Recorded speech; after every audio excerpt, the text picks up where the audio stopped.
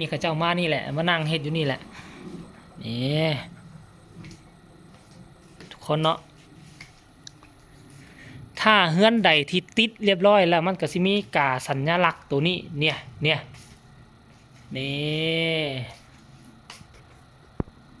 เฮือนเฮาเสือสำเร็จแล้วมันมีแต่2 คนเนี่ยบ่ยาก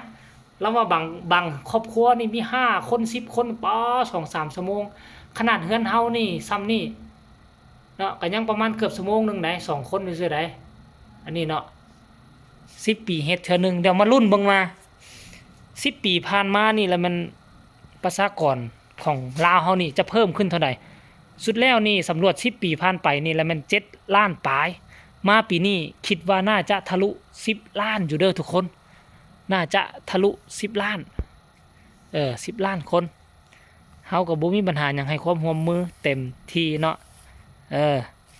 ทีแรกคิดว่าแม่นอันน่ะทางฟังอันน่ะ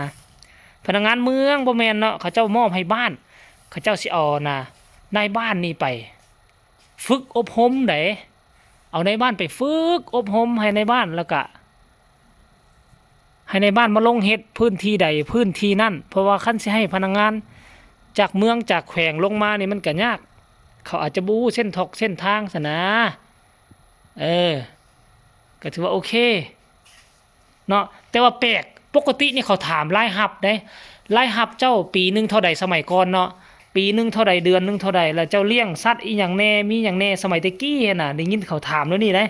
แต่ว่ามาปัจจุบันนี่เขาบ่ถามเขาถามแต่วีซ่าอาชีพเจ้าแม่นหยังเฮ็ดหยังเมียเจ้าเฮ็ดหยังมันเป็นลักษณะแบบนี้นะทุกคนเนาะเอาล้มไปก็กินมักแตงนี่ไปเด้อเนี่ยมักแตงปลูกอยู่หัวซั่นดอกเห็นบ่เนี่ยทุกคนอ่า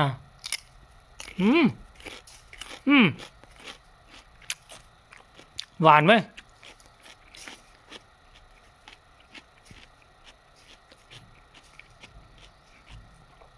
พักเขาก็ออกละ